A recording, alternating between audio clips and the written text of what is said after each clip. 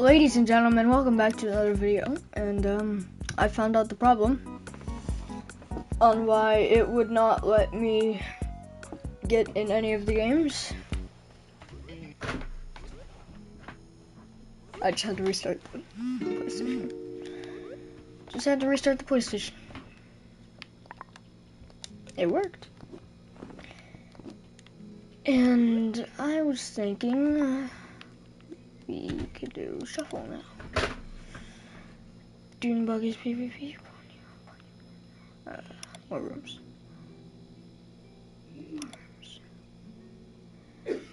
More.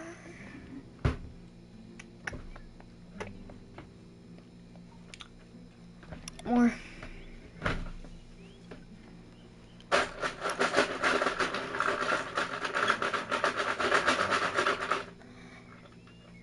Alright. More.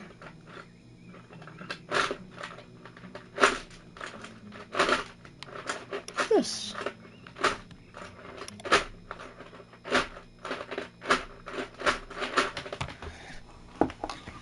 I'm just gonna do something.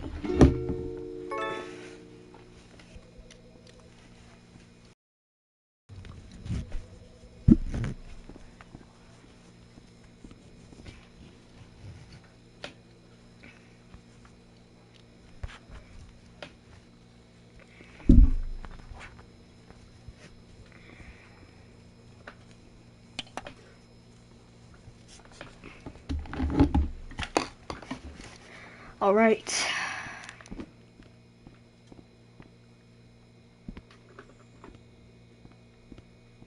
How how are you here?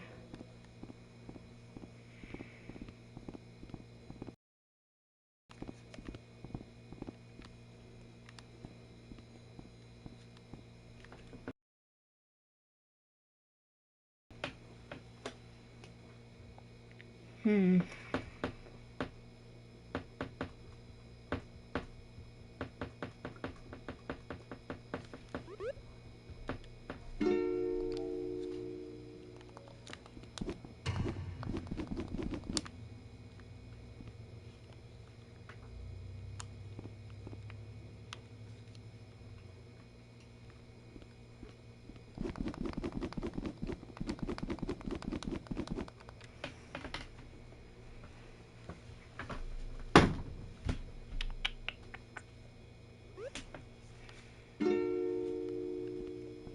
Alright, how do you do this?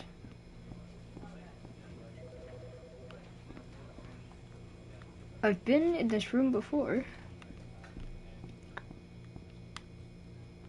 The game. This is the game? Oh, begin game. With.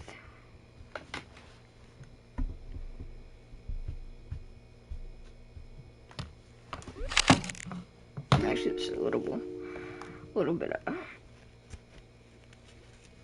uncomfortable because I have glasses on. This is nice. Well, this is better. I'll be doing this. Yeah, that's good. Start.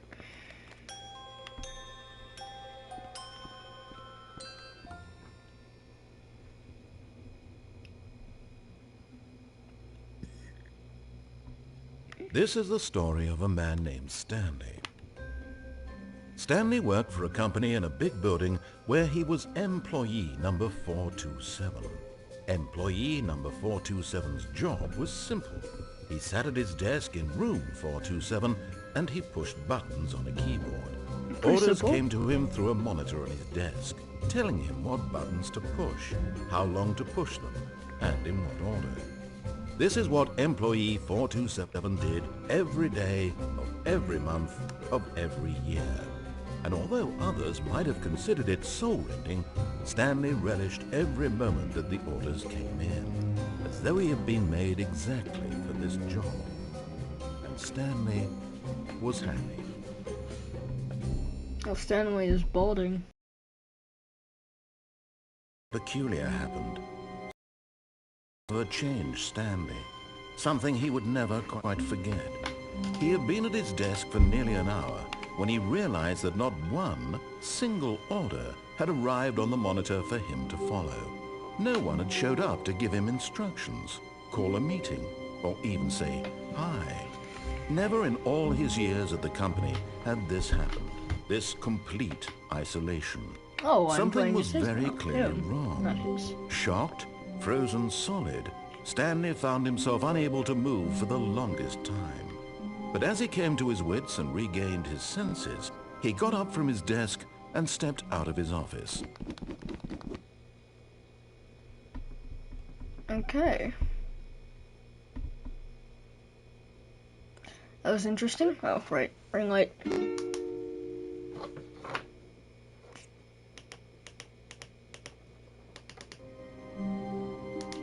Ow. No. No, this is good. All of his co-workers were gone. What could it mean? Stanley decided to go to the meeting room. Perhaps he had simply missed a memo.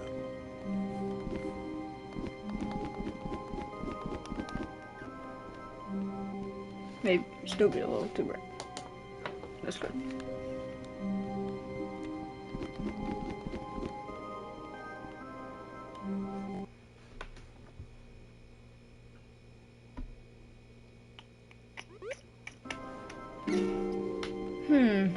When Stanley came to a set of 2 open doors, he entered the door on his left. No, he entered the door on his right. This was not the correct way to the meeting room, and Stanley knew it perfectly well. Perhaps he wanted to stop by the employee lounge first, just to admire it. Admire, yes. Yes, truly a room worth admiring. It had really been worth the detour after all, just to spend a few. But eager to get back to business, Stanley took the first open door on his left. No, he didn't.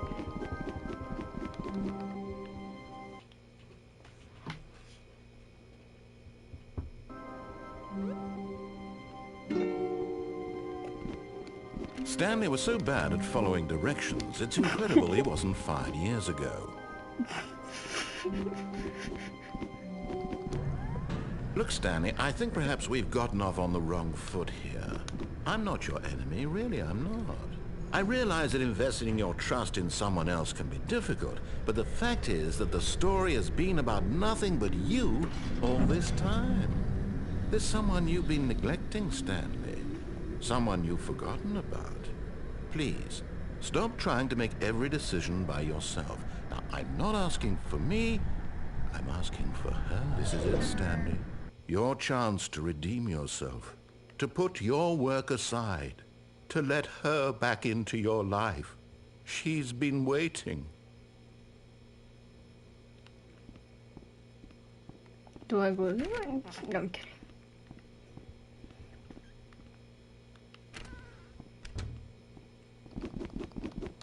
And who's her? I knew I shouldn't have trusted you. You need to be the one. I knew I shouldn't have trusted you. You led me into a dark room. Swinging light. And a telephone. Oh, Stanley, is that you? Hold on, sweetie. Sorry to keep you waiting. I'm just pulling the bread out of the oven. Oh. Okay, there we go. All right, now, I want you to come in and tell me all about your day. Gotcha! Oh, come on. Did you actually think you had a loving wife who'd want to commit their life to you? I'm trying to make a point here, Stanley. I'm trying to get you to see something. Come inside. Let me show you what's really going on here. Sorry, but you're in my story now. No, I'm not. Fine. This is a very sad story about the death of a man named Stanley. Oh.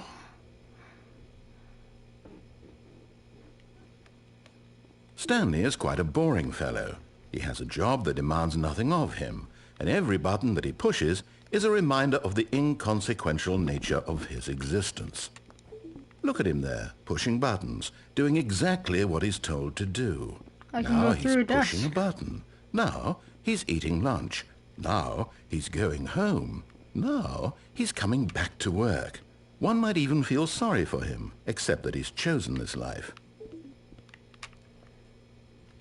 But in his mind, in his mind he can go on fantastic adventures. From behind his desk, Stanley dreamed of wild expeditions into the unknown, fantastic discoveries of new lands.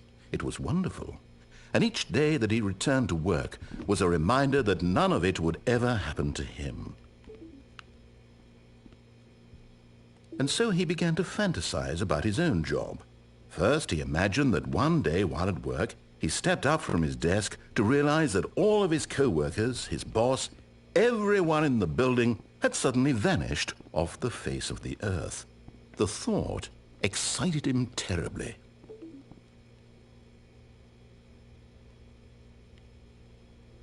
So he went further. He imagined that he came to 2 open doors and that he could go through either. At last, choice. It barely even mattered what lay behind each door. The mere thought that his decisions would mean something was almost too wonderful to behold.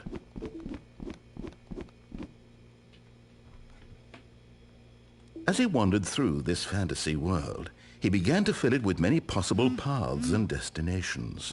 Down one path lay an enormous round room with monitors and mind controls. And down another was a yellow line that weaved in many directions. And down another was a game with a baby. And he called it the Stanley Parable.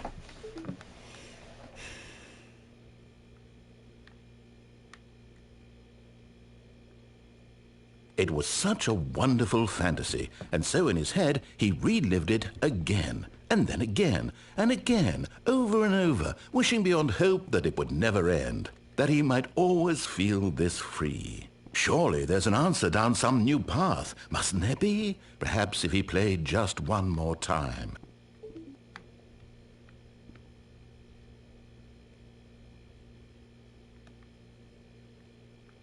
But there is no answer. How could there possibly be? In reality, all he's doing is pushing the same buttons he always has. Nothing has changed. The longer he spends here, the more invested he gets, the more he forgets which life is the real one. And I'm trying to tell him this, that in this world he can never be anything but an observer, that as long as he remains here, he's slowly killing himself. But he won't listen to me. He won't stop. Here, watch this. Stanley, the next time the screen asks you to push a button, do not do it.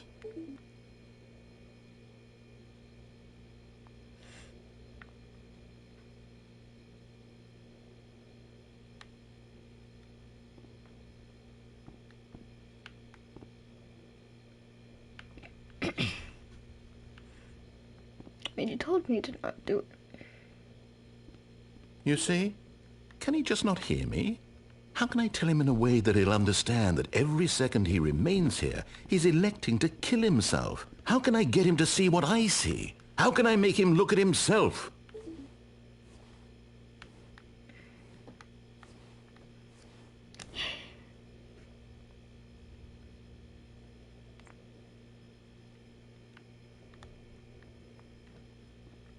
I suppose I can't, not in the way I want him to. But I don't make the rules. I simply play to my intended purpose, the same as Stanley. We're not so different, I suppose. I'll try once more to convey all this to him. I'm compelled to. I must. Perhaps, well, maybe this time he'll see. Maybe this time. And I tried again. And Stanley pushed Hello? a button. Okay. And I tried again. And Stanley pushed a button. And I tried again. And Stanley pushed a button.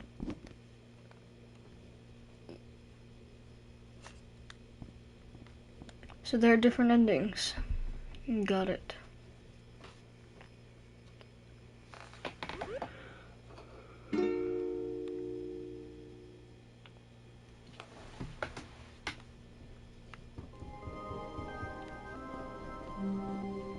All of his co-workers were gone. What could it mean? Stanley decided to go to the meeting room. Perhaps he had simply missed a memo. Now I'm gonna do everything he tells me to.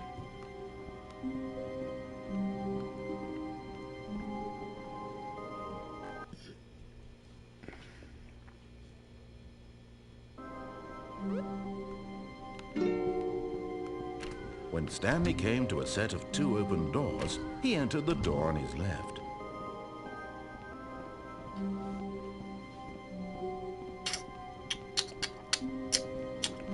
Yet there was not a single person here either. Feeling a wave of disbelief, Stanley decided to go up to his boss's office, hoping he might find an answer there.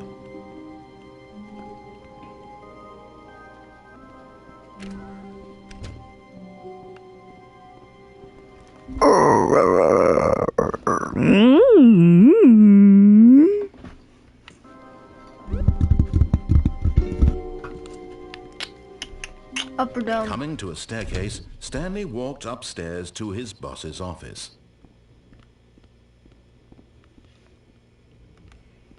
Should I do everything you told me to?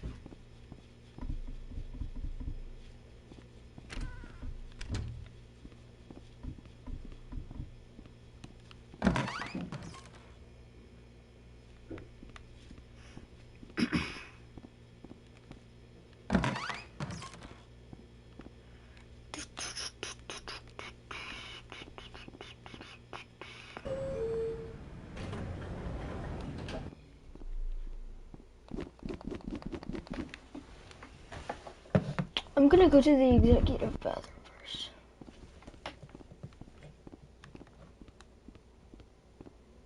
What is in the executive? What I thought. Can I flood? I cannot flood. Alright, we're going. Oh, jeez. Alright, we're going. Where are we going? Upstairs, downstairs.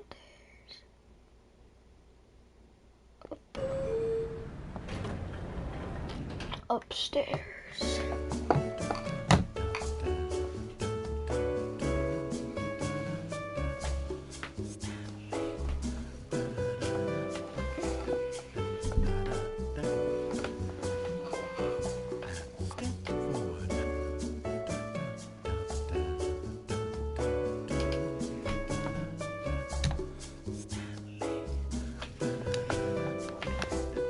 Alright, hold on. I'll be back.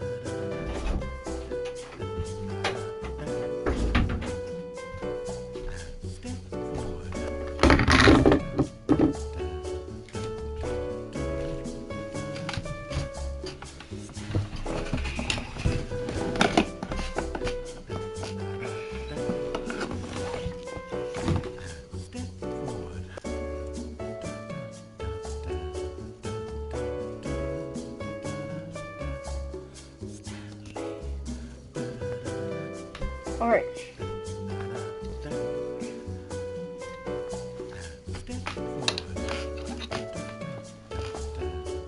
I'm putting these on.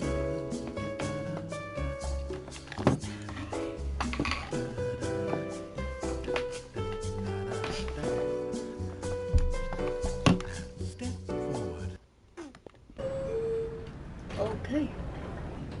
I can see y'all, by the way.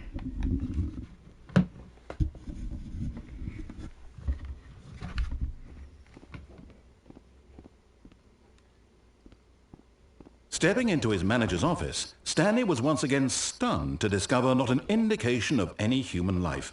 Shocked, unraveled, Stanley wondered in disbelief who orchestrated this. What dark secret was being held from him? What he could not have known was that the keypad Secrets. behind the boss's desk guarded the terrible truth that his boss had been keeping from him. And so the boss had assigned it an extra secret PIN number, 2845.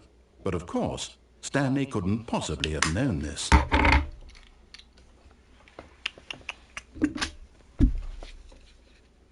Just testing out new stuff. Here, you want this in your face? Oh, no, I don't want it. If any of my viewers are epileptic. That's gonna be a good, not a good, like, dimmer? Dim. It's a little less bright. Does that work? It could. I'm not gonna use it. Compass. Compass.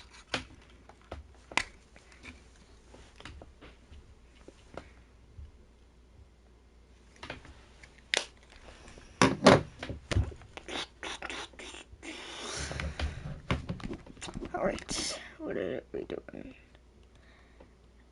Oh, what was the passcode again? Dang, what was it?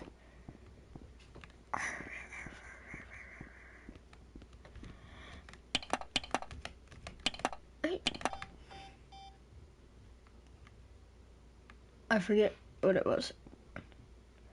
Ooh. And what's this? Is this the answer? Wait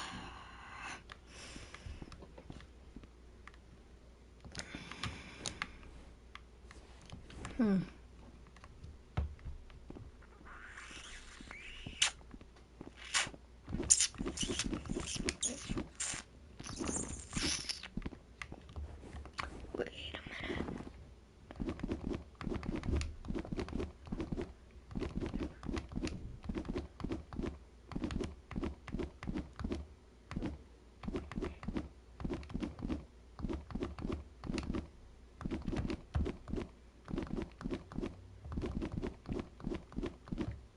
You know that song?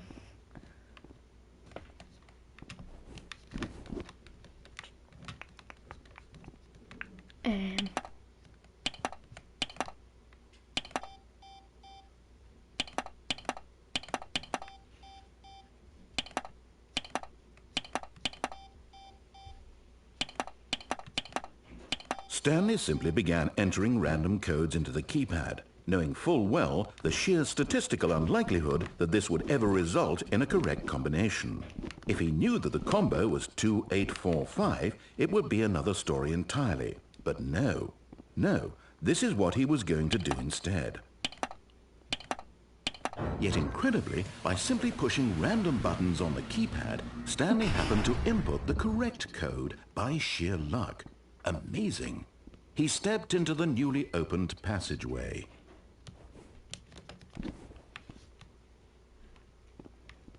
I'll go this way. Oh, why is there nothing over here?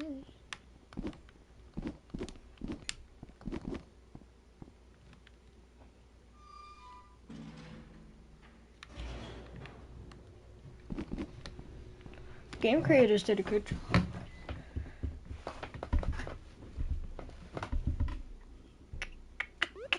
Descending deeper into the building, Stanley realized he felt a bit peculiar. It was a stirring of emotion in his chest, as though he felt more free to think for himself, to question the nature of his job. Why did he feel this now, when for years...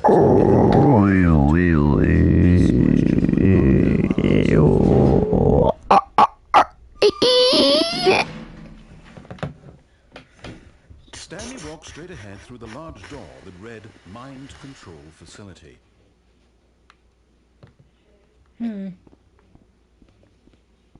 Although this passageway had the word escape written on it, but of course Stanley thought better of it and realized he simply had too much to live for.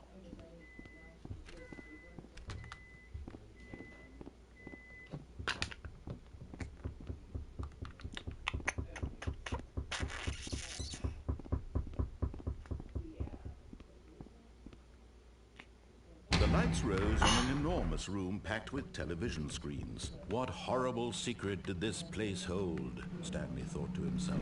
Did he have the strength to find out?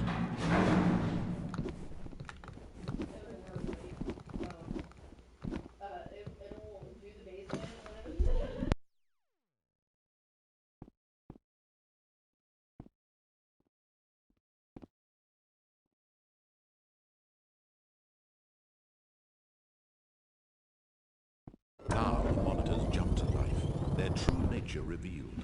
Each bore the number of an employee in the building, Stanley's co-workers. The lives of so many individuals reduced to images of one of them, eternally monitored in this place where freedom meant nothing. This mind control facility, it was too horrible to believe. It couldn't be true. Had Stanley really been under someone's control all this time? Was this the only reason he was happy with his boring job? That his emotions had been manipulated to accept it blindly? No. He refused to believe it. He couldn't accept it. His own life in someone else's control? Never. It was unthinkable. Wasn't it? Was it even possible? Had he truly spent his entire life utterly blind to the world? Maybe. Maybe.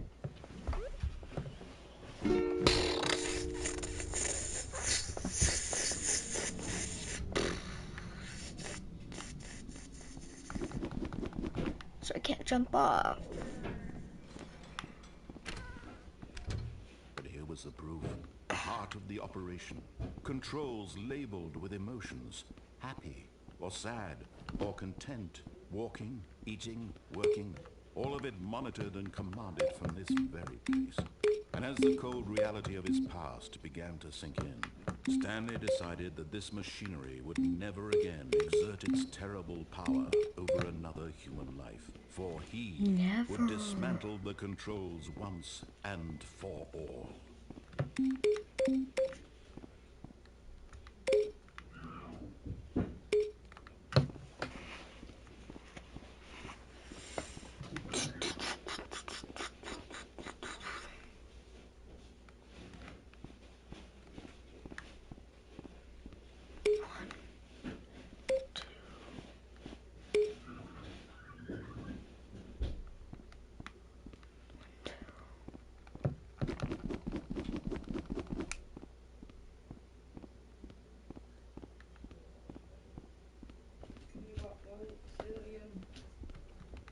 Where's three? Of course, three's all the way over there.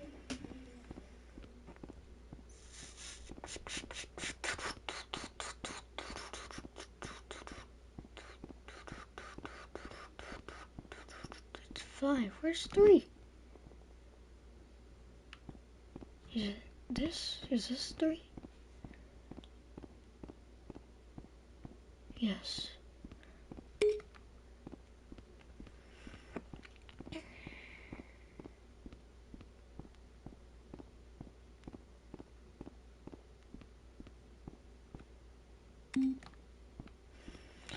Now time to head over to 5 and go in that room that's over there.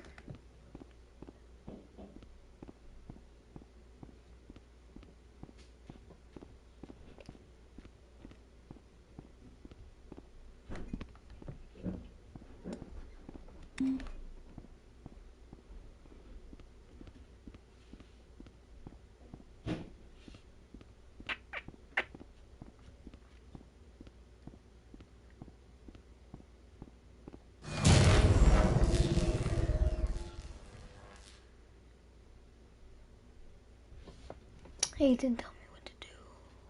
Should have said on. But no.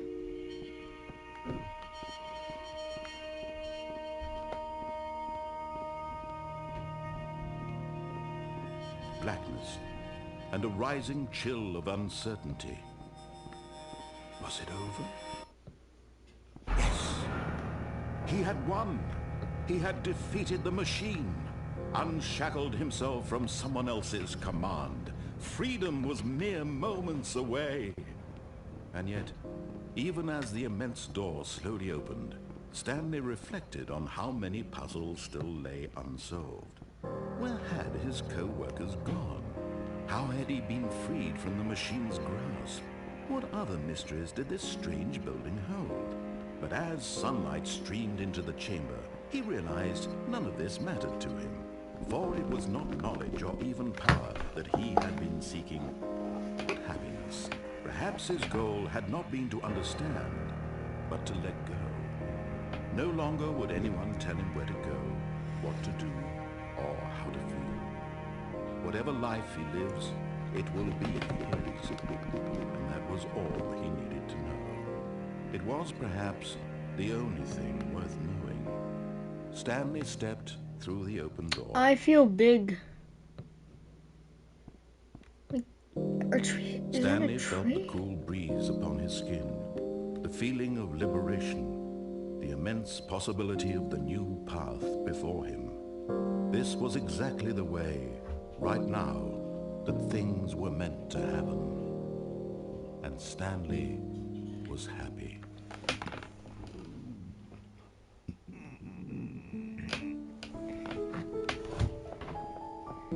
The freedom ending. Alright, that'll be the end of the stream. I'll start a new stream in a second. But